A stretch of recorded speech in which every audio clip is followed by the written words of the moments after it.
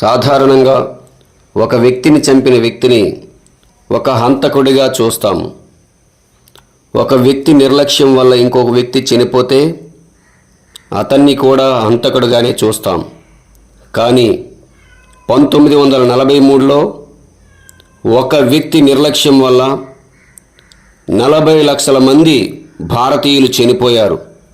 కానీ ఆ వ్యక్తిని మనం ఏ రోజు ముద్దాయిగా చూడడం లేదు. అలా జరిగిన సంఘటనను కూడా మనం ఎప్పుడూ తలుచుకోవడం లేదు, చరిత్రలో చదువుకోవడం లేదు. 40 లక్షల మంది భారతీయులు చనిపోవడానికి కారకులు ఎవరో తెలుసా? Winston Churchill. అవును, మీరు విన్నది నిజమే.